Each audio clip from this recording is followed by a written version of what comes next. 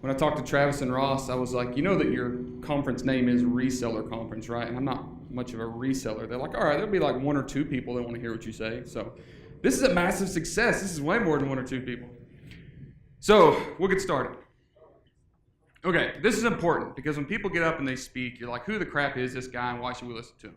So here's the quick resume. Sold a few things on Amazon, built a few businesses, helped a couple folks, seen a few successes and failures, right? Good enough resume, in-depth enough, I hope. Anything more is just fluff, and I probably make it all up anyway, so can't trust that. All right, so goals and purposes. I do not want to criticize, and I have a hard time doing that because there's a fine line between maybe calling out people's mistakes or saying, hey, maybe what you're doing isn't particularly useful or beneficial without stepping on their toes. I follow strongly the whole Dale Carnegie, how to win friends and influence people philosophy that talks specifically about criticism. So if I say something, please understand that I'm not trying to criticize because I may specifically discuss something that one of you are doing. So hopefully I'm helping and not criticizing. Want to help you to learn to avoid mistakes that I have made, I see many other people make, and I want to expand your thinking, and of course all this leads to succeeding long term. So we're going to hit 3 principles, and these are principles that I just completely made up. At least I didn't steal them from somebody, that's good. The caboose, the rocket, and the Yeti principle. I know that's very ambiguous, and hopefully it's leading to a whole lot of suspense. All right. What the heck is private label? Why is it a big deal? I first heard that question at a conference in Seattle, I don't know, a few years ago. I was sitting at a round table discussion, and some lady, she says, well, what is private label? You know, it was a very new term, and some loudmouth guy says, well, that's when you buy something off Alibaba, you slap a sticker on it. And I wanted to jump across the table and slap him. Quit telling people this. But I'm using the term private label because everybody understands it. Obviously, there's more competition on Amazon. We have to stand apart. We have to make a bigger impact on the marketplace. And by having a private label product, gives us a little more of an advantage. Brands are withdrawing from 3P sellers. Whether you're selling wholesale, OA, RA, you know that there's brand restrictions. You know that there's some hurdles coming in. I have one client who sells millions of dollars a year on Amazon at a wholesale. He had an exclusive wholesale kind of contract set up, had it for like 3 years. And they called him 2 weeks ago and said, hey, we're just going to do this ourselves. Somebody at the company had done the math and decided, hey, we're leaving a lot of money on the table. Wrecked his business with one phone call. We need to become platform agnostic. I didn't coin that term. A really smart business lady in Singapore actually did. But what she means is we have to stop putting all of our faith in one platform. I know that Amazon is low-hanging fruit, and I know that we're all making money on Amazon, and it's freaking awesome. But none of us know that we're going to wake up tomorrow and not have an email that says, hey, we've changed some things, we're not taking you on anymore. I know that's extreme, I know that's not going to happen, but what's going to happen 5 years from now, 6 years from now, 10 years from now? Guys that used to live on the Amazon affiliate marketplace, right? They were making 7-8% commission on affiliate stuff with their blogs and their influencer, markets. They woke up one morning and was like, hey, we're going to start giving you 1.5%. Holy crap, my business is wrecked, right? So platform agnostic, longer revenue life and sellable brands. If we're going to have something that's going to last forever, we need to have something that's ours. Also, you hear people talk a lot about selling their Amazon accounts, right? If you have a 100% RA account, there's probably somebody out there that'll buy it from you, but the value is very low because of what we just talked about. You're relying 100% on Amazon. They know that the value of that is decreased. If you have your own brand, you don't have to rely on Amazon as a sales factor, right? People want your brand for having a brand. Okay, so the typical private label research process, and all of you have seen this, and I want to go through it briefly and make my point. Step 1, you go to your computer and you sit down, and what's the first website you go to? Amazon.com. This is what nearly everybody's teaching right now. Sell private label, go to Amazon.com. You're going to dig into categories, subcategories. You're going to use tools like everybody knows Jungle Scout, and Greg Mercer's not a big fan of me because I'm going to beat it up for a second. All right, this is step 2. You're looking at what other people are doing. So here's a typical screenshot.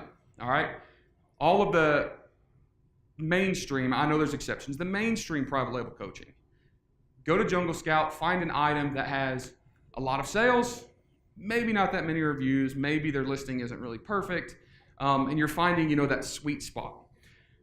Based on the top 10 search results. Then it's simple. Alibaba. Order it. Slap a sticker on it. Make a bazillion dollars. Now, let me make sure I got the right slide coming up. Yeah. So I have this success indicator that I use, right? When I lay down at night, and I'm thinking about how my day went, and I'm thinking, was today a good day? If this image pops into my mind, I had a good day, right? So I'm struggling in life for the Chuck Norris thumbs up, right? So let's talk about one of my Chuck Norris thumbs up ideas. All right, so Amazon.com. Sit down on my cushy desk chair, grab a bag of Doritos or whatever else I eat that probably shouldn't, and I'm starting to dive into these subcategories, right? So this is actually what I did. This is one of my first private label products. Meat tenderizers. Well, look at this bad boy right here. Alibaba. That thing is awesome, right?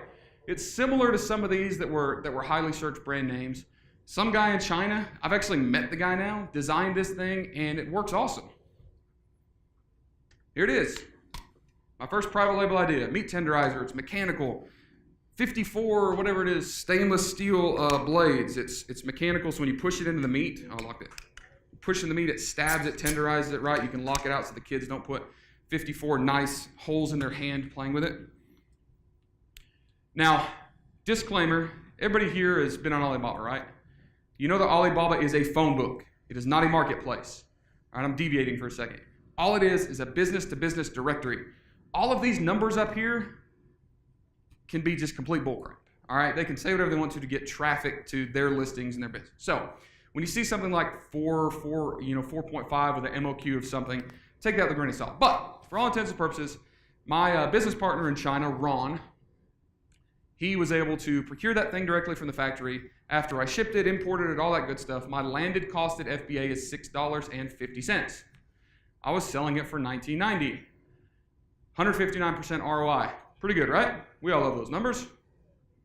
So we bought 100 units, we air shipped them over. So at the end of 7 days, I had sold out $1,000 profit. Meaning, oh yeah, right? I was sleeping good. I was having little Chuck Norris flashbacks. It was awesome. So Amazon listing. This is one of those top like 7 or 8 competitors that I saw, right? We're talking about I use that old Jungle Scout, validation method. Pretty similar, right? With different listing. Oh crap. Oh crap. You see what those prices are doing? They're all over the place, and some of them are getting really, really low.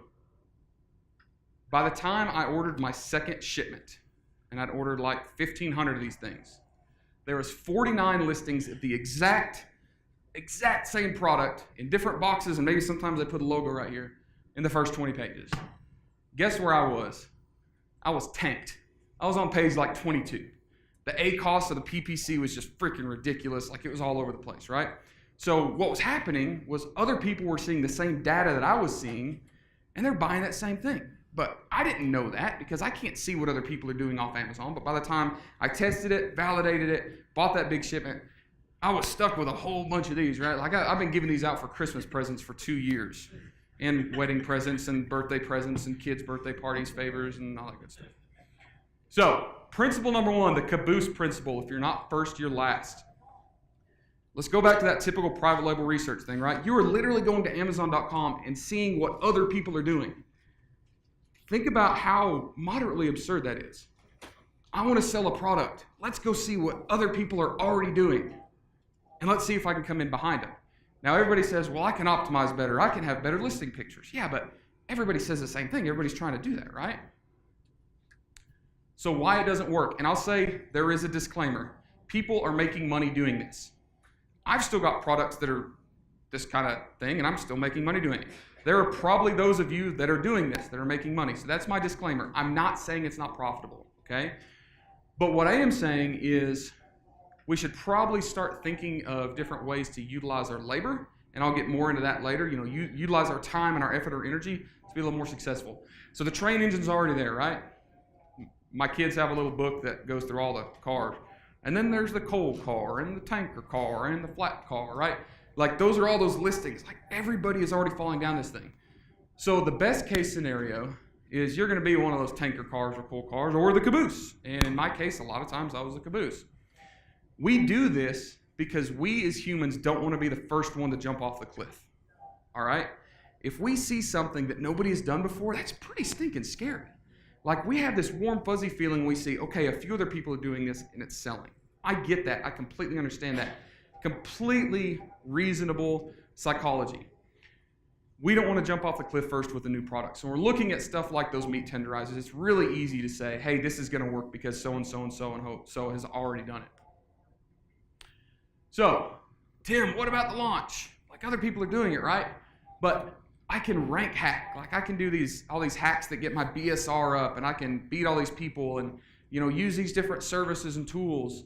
I can get reviews, right? You need reviews. This stuff is dying, guys. And I say that with 100% sincerity. Does anybody have private label products they're selling now? Yes. Did anybody lose reviews in the past 2 weeks? Yeah, I'm seeing some hands. So here's what Amazon did 2 weeks ago, and a lot of people aren't talking about it. Amazon used to go through the verified reviews. Well, if a coupon code was a certain percentage, we'll kill your review. If this and this and this happened. Finally, Amazon said, we can't track this Black Hat review stuff, so here's what we're going to do. We're going to take a category, let's say health and beauty, and we know that historically, health and beauty is getting 2 reviews for every 100 organic sales. So what they say is, there's our benchmark. And they go into everybody's listing and say, well, they've only sold 100 units, but they have 30 reviews. We're going to X all of them but 2. Like, if you're watching these Facebook groups and reading, podcasts, like, I'm good buddies with Manny Coates. I was on the phone with Manny. He's like, Tim, I don't know what happened. He said, everything was great. And then, all these reviews, and I was talking to some other guys, and we got some inside tracking Amazon. That's what we found out, is they said, we couldn't track this Black Hat stuff, so we're just making it fair across the board. So, if we're following others, we tend to become the caboose, and nobody wants to be the caboose, right? Yep. Double slide. All right. The rocket principle. This right here is the baddest freaking engine that humans have ever produced, the Saturn V rocket. I live in Huntsville, Alabama, which is, we call it Rocket City. It's where basically there's the highest concentration of engineers in the U.S., of anywhere else in the U.S.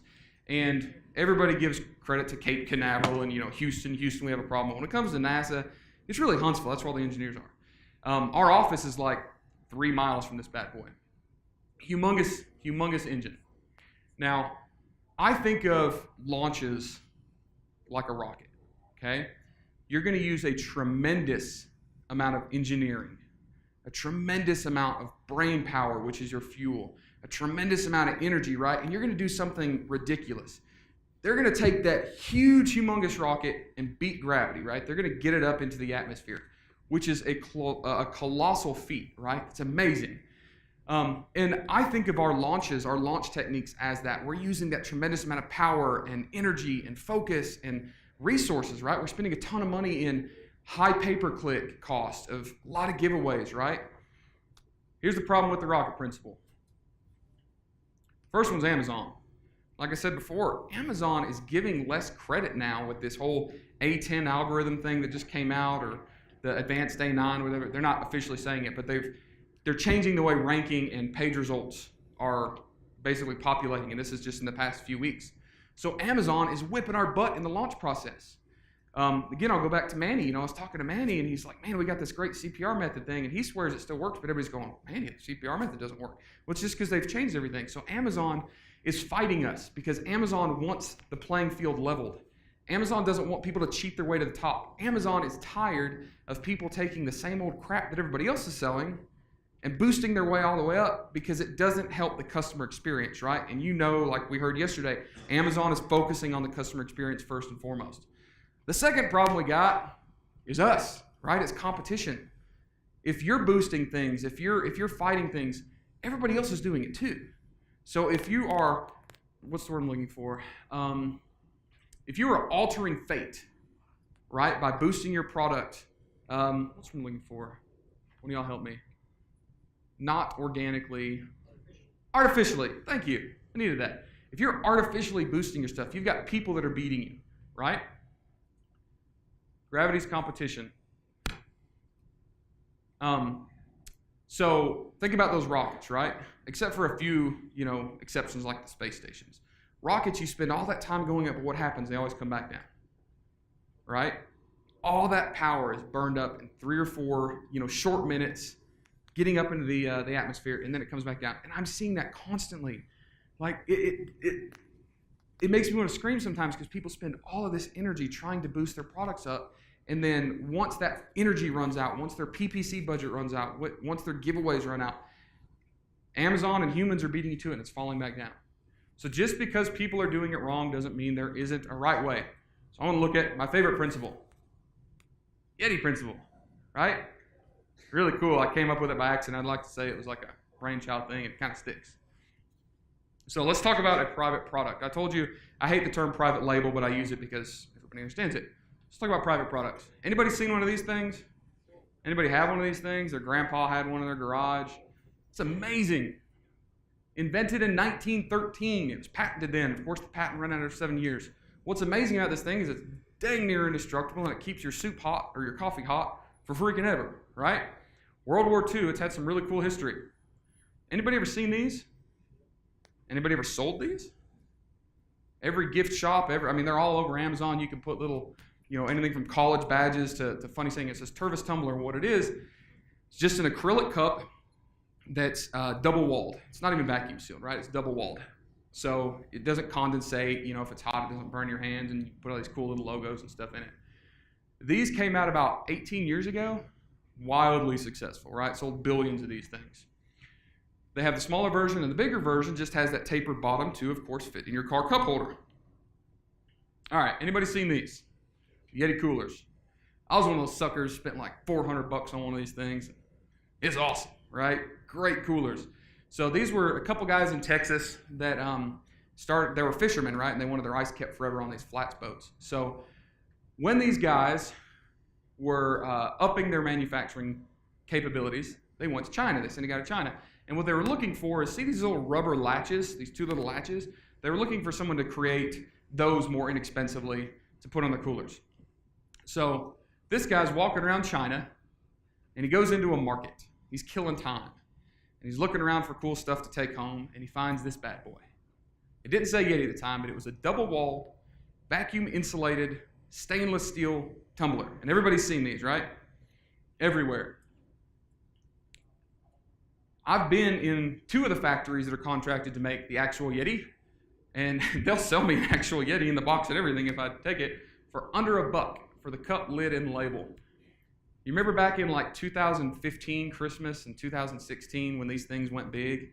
Like, I remember my wife calling me going, "Dick's Sporting Goods just got another pallet. Hurry, we got to get 6. You go over there and they're selling these things for like $60, right? And they're selling out. Went freaking crazy. 2016, 3 million units at a wholesale price, because they were wholesaling to people at $25.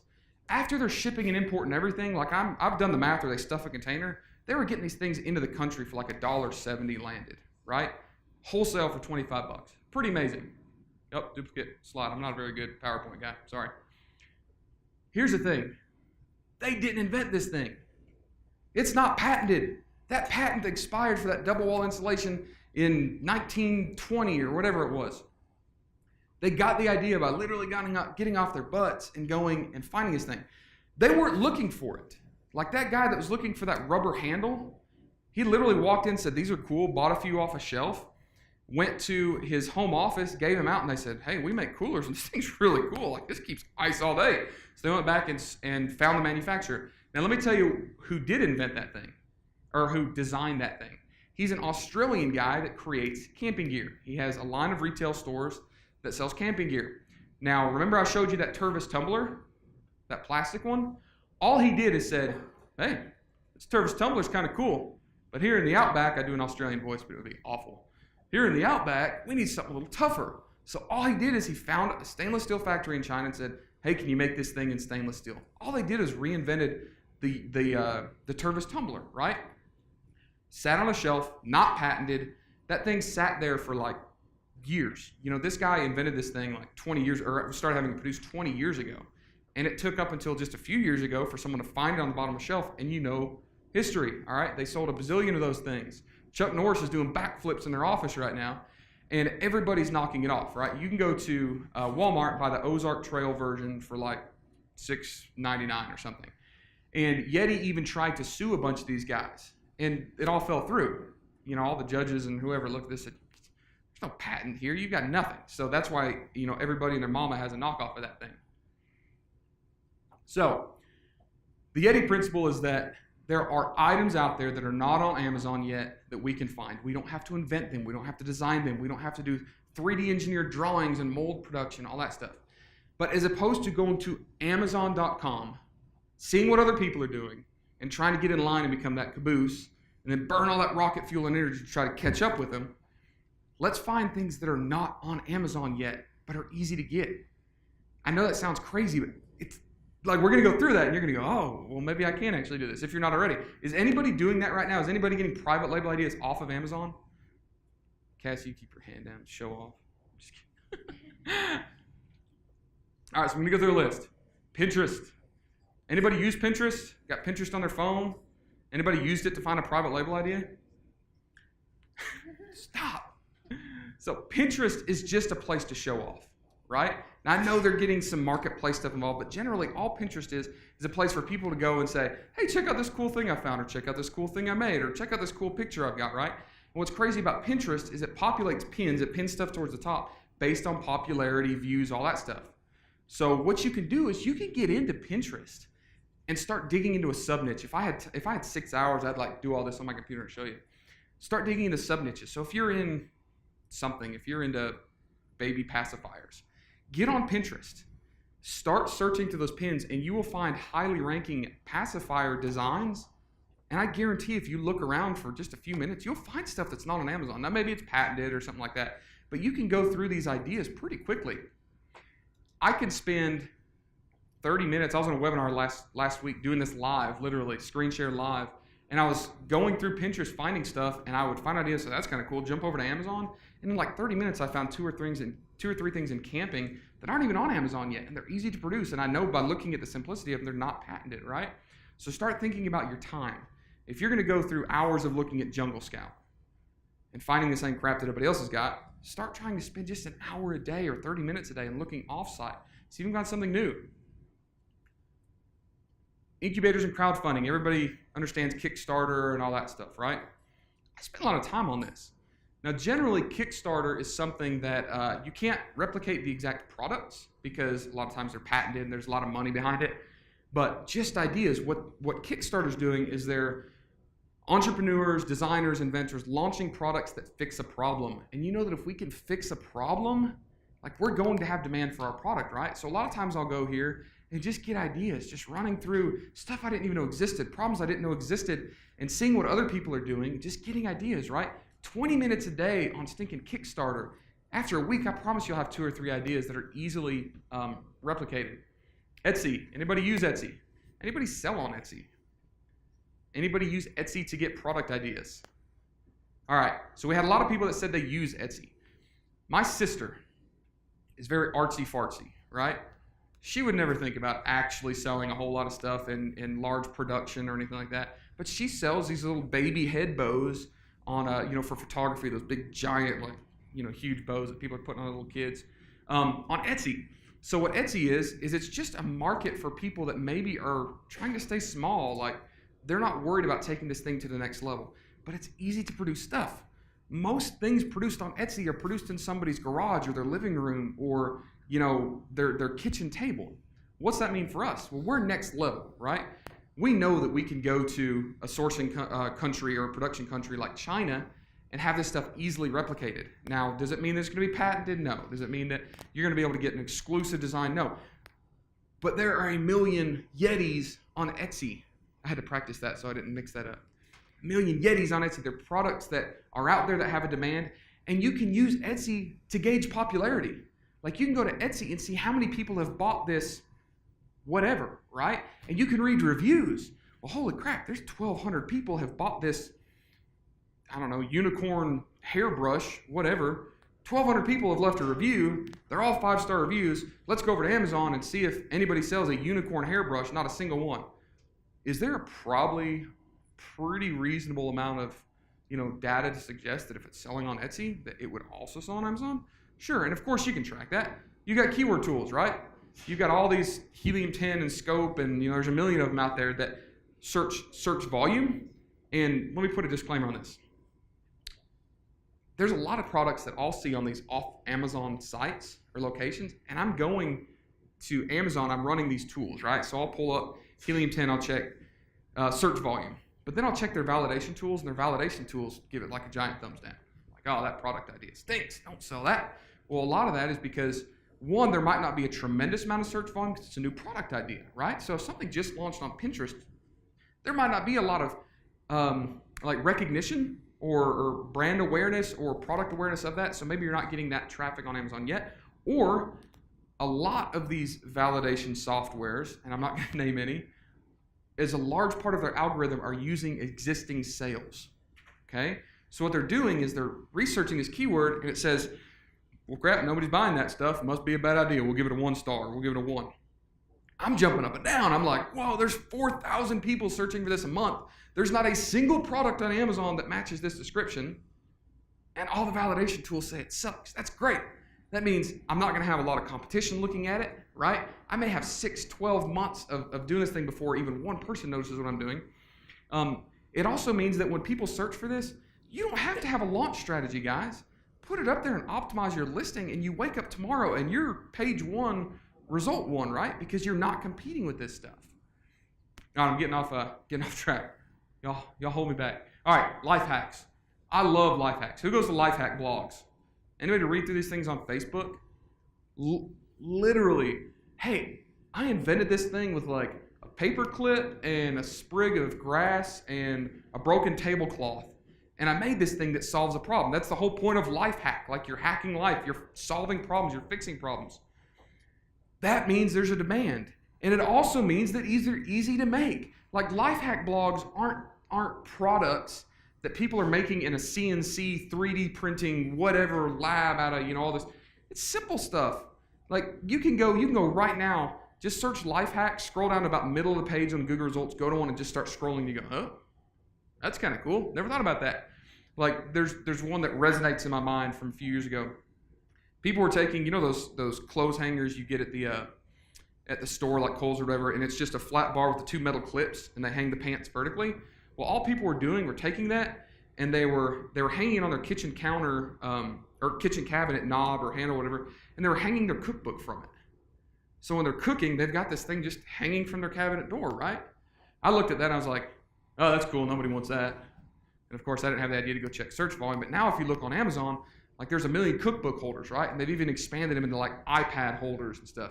Well, if I knew then what I knew now, I would have been like the first guy on Amazon, because when you went to Amazon a few years ago, there was nothing that held a cookbook and hooked to the door or to the cabinet knob. And I know that because I saw it on the Life Hack blog, and I went to Amazon and I looked at Jungle Scout and said, well, Jungle Scout says it's a bad idea and nobody else is doing it. This idea must be terrible.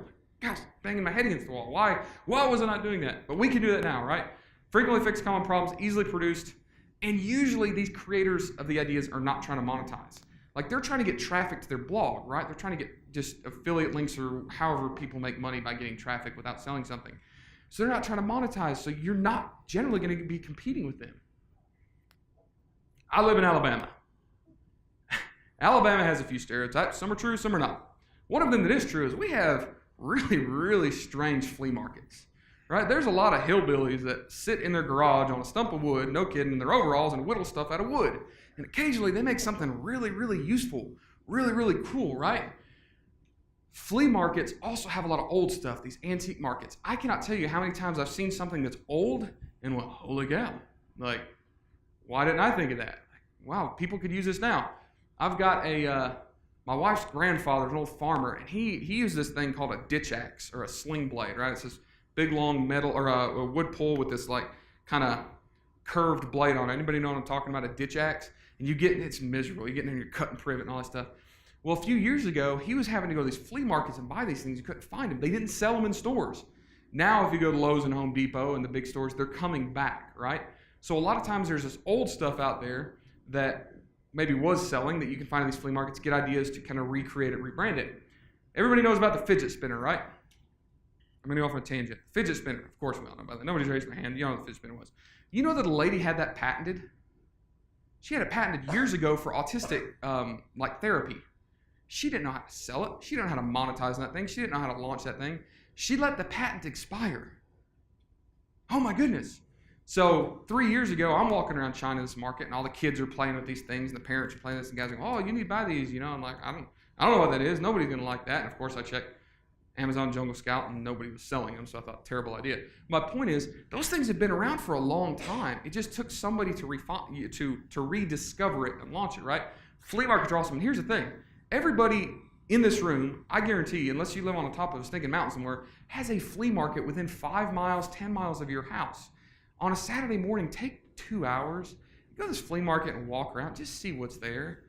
I am like, if I'm wrong, I want y'all to email me and just blast me, but I'm certain that you do this a couple times, you're going to get more ROI to your couple hours of getting out and getting some sunshine and going to a physical market than you are sitting on Amazon.com necessarily and trying to become the caboose.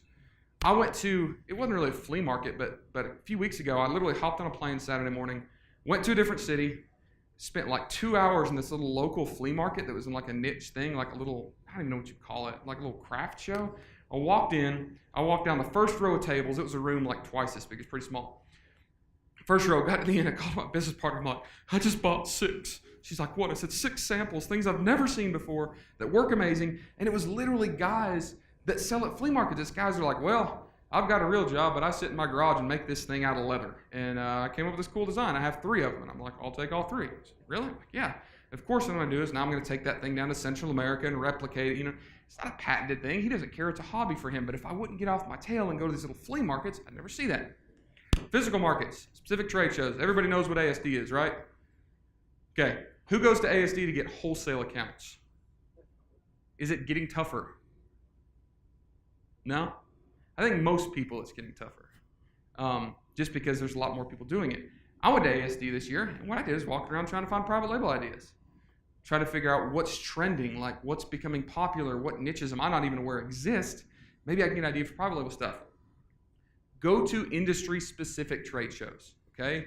There are lawn and garden trade shows where you're gonna have a lot higher concentration of a certain category, but you're gonna get like these smaller sellers and the newer innovative stuff. The guys that can afford to go to like these humongous trade shows, right? Anybody ever been to Atlanta, the America's Mart? It's like a 4-hour drive for me. I go there a couple times a year. It's awesome. All these new innovative ideas and products, and people are selling in like a boutique store. That's kind of their bread and butter, is like the boutique gift stores. They're not even on Amazon. Yeah, you can pick up wholesale accounts, but you can see something that's trending because you've seen something similar in 3 or 4 different stores, and you know it's trending, or they know it's trending because they're tracking the Pinterest and Etsy and all that stuff. And I can walk through and say, I've seen this 3 times. There must be some popularity here. Talk to them for a few minutes. Go to Amazon, see if it's there. If it's not, I'm going to see if I can source it. Gift shops. There's like little gift shops everywhere, and they have brands you've never heard of with products you've never seen. Anybody know what a BMT is? BMT stands for Big Mother Trucker, right? There are Big Mother Trucker trade shows like EWU. These are amazing. I'm going to show you, I think coming up is a video. I'm not going to say anything, I'm just going to let it play.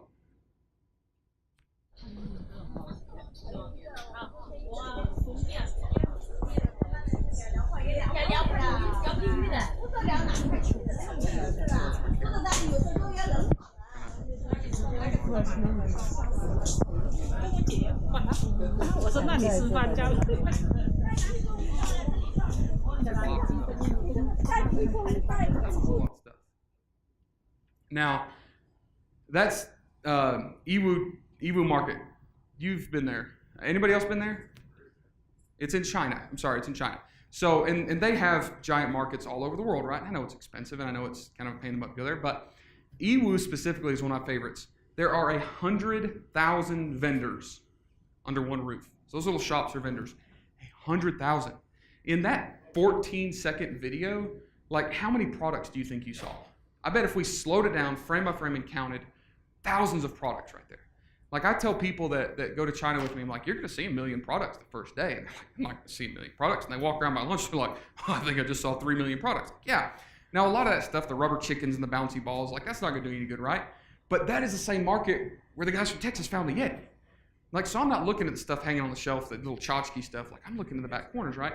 And there's just so many products there, such a huge concentration that in a day, you're going to see millions and millions of products. And they can be industry specific. That was toys, all right? Toys in that market, one floor of one of the buildings, there's like 14,000 vendors of toys. every time I've gone there, I've seen something that I haven't seen before. 3 years ago, I walked through that market and saw the fidget spinners and said, oh, nobody's going to buy that, right? 2 years ago, everybody had the magnet tiles. Remember those things a couple Christmases ago that went just completely bonkers? And so bonkers that people started restricting them because everybody was trying to sell them. At the time, I didn't know any better. I was thinking, this is cool. Let's go to Amazon. Oh, nobody's selling this. Must be a bad idea, right? But what's happening is, in our Amazon-centric minds, we're thinking Amazon.com, and then we think sourcing. All right, Alibaba, China. So China sources or manufactures products for Amazon US. I do it. And what I'm forgetting is it's a big stinking world out there, right? Like there's dudes in Australia inventing these stainless steel turbo tumblers. There's people in Europe that are inventing awesome stuff or redesigning or rebundling awesome products that might not even be here yet. And if we go to sources and concentration of stuff like these markets, we can see that stuff, right? There may be the latest, greatest product out there that's selling like gangbusters in Germany, but we're not going to see that because we're not going to Germany, right? Or the Middle East or Africa or anywhere. We can go to these markets and see all that stuff. All right, so what time is it? Let me check the time. Okay, we're making good time. Good, I'm trying to rush. I'm going to wait some questions. All right, so markets. If you ever get a chance to go to markets like this, please do it. Millions of products, literally. All right, other tidbits for success. People buy stories. I know that a guy this morning was talking about stories on your website. Product stories are huge. Anybody know Tom's shoes? Anybody have a pair of Tom's shoes? Anybody wearing Tom's shoes? If you're wearing a pair of Tom's shoes, I'm going to give you one of my leftover meat tenderizers as a consolation prize. Okay, nobody. Tom's shoes cost less than $1 to produce with the box. All right, it's just a canvas shoe. There's like no sole there. But why do they sell? Why have we all heard of them? Whoever answers this gets my meat tenderizer. Buy a pair, we give a pair. Look, I'm really going to do that. Look, I'm not full of it. I'm going to give you my meat tenderizer. There you go. I'd wash that because it's been in my suitcase for like a year and a half. All right. Buy a pair, give a pair. How genius is that? It's $1 pair of shoes. If they give a pair, they've spent $2, but they sell for $50 and $60, right? There's a million canvas shoes out there, but that's what made them stand out. Bibs, another good example. So I haven't really talked about what I do, but one of my companies is a sourcing and logistics company. We have my business partner that I started with is a Chinese guy. We have an entire staff in China.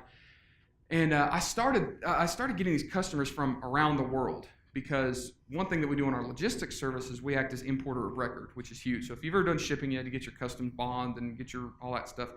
We kind of take care of all that for you. So people that are selling from South America that don't have a U.S. business but can sell on Amazon, like we act as their importer. So I'm getting all these people from around the world. And one time I jumped an airplane, I went down to Guatemala. And I met Lauren's best friend, a guy named Rodrigo, right? A few years ago. Go down to meet, he's a big customer for us now, Rodrigo. And Rodrigo says, hey, I've got, and what he was doing is he was buying a bunch of stuff in China. We were shipping it, importing it. He was selling it on Amazon, doing very well. He says, I've got a guy who is here in Guatemala. He's a business owner who wants to open up an Amazon account. Can you meet with him? Sure. So I go to dinner with this guy at his house. His name's JC. I'm talking to JC, and he's like, so you can help me get stuff in China? And I'm like, yeah, we can get stuff in China. He said, you can ship it for me? I'm like, yeah, we can ship it. I said, what do you want to sell? He said, baby bibs. And I was like, oh, baby bibs? And he's like, yeah, but it's a new style. It's a bandana baby bib. Everybody remember the bandana baby bibs that like 2 years ago went bonkers on Amazon? All it is like a triangle. Like I would see some heads nodding, right? And I was like, oh, JC, what makes you think a bandana baby bib is going to sell well? He's like, well, someone showed me how to use Jungle Scout and said it was going to do well. And I'm like, JC, I have 3,000 bandana baby bibs on the water right now, and I've had 12 more sourcing requests in the past 6 weeks. Like, it's saturated. Don't do it. And I had this epiphany. I'm like, we're down here in Central America, right? Third world country. Let's Tom shoe this bad boy, right? I said, JC, you're a businessman. You've got some connections. I said, do you know any local weaving people? And he's like, yeah. He said, my wife, what's the word I'm looking for? Volunteers at this women's co-op of weavers. And I was like, what does that mean? He says, well, it's all these women that get together like a nonprofit thing and they literally weave fabric. And I'm like, that's awesome, JC. I'm like, so why don't we get the bibs made here? And he said, well, because everybody gets stuff made in China. I was like, no, JC, look, let's tell a story. So then what we did was we looked at the baby bibs on Amazon, right? You could buy at the time a 3-pack of these bandana baby bibs made out of cotton for like $9.99. And I showed him the margin. Like by the time we sources, there's nothing. I was like, look, let's see if we can sell these things for $21.99 or $23.99. He says, why are we going to do that? I said, because you're going to have a story, dude. It's going to be handmade. Like your 8 images on Amazon, 6 of them are going to be women at this co-op weaving this thing by hand. I said, and then you're going to take a percentage of your profits of every sale. You're going to donate it to one of the women that work there to send her kid to private school, which costs you $30 a month. And he's like, only $30 a month? I was like, yes, JC, let's do it. He didn't do it. But I've got a lot of clients that do, because he was kind of stubborn. He thought, well, surely it's not going to work. Like, it can't be that easy. But now we're so I have a new office. Since then, I've set up a company. It's a branch office, a separate company in Guatemala. And what we're doing is we're taking people's private label stuff and we're saying, hey, you want to make a bandana baby bib? Let's tell a story. Let's go down there. And we're importing stuff that is unique, that's handmade, that we're not having to do launches on for our clients. Like, our clients throw it up, run a little PPC, and they're like, hey, Tim, that's pretty competitive, and I'm on page 1 after like a week. How'd that work? Because you have a unique product and you have a story, and your price is higher, your margins are higher. All right, flagship products without profit, but offer brand buoyancy. I know this sounds crazy, but sometimes there's a benefit to selling something without a profit. Let's say there's a super competitive niche. All right, let's say it's the bandana baby bibs. Even if we're having that thing made in Central America, we just can't compete in price with everybody else. Let's say we sell it at the same price, but as everybody else. Let's say there's no profit margin, but what you're doing is you're selling to create brand awareness, and then you're creating bundles even on Amazon, and that's where your profit is. Or you're creating enough brand awareness off Amazon traffic where you're making money on those other things that would be competitive, but now they're buying them as add-ons, right? If you want to talk to me more about that, I've already got the 5-minute warning. We can get into that. But there are time and place when you can sell something without a profit for a tactical benefit to increase exposure to your brand. Get your products away from Amazon. I know we talked about the being platform agnostic.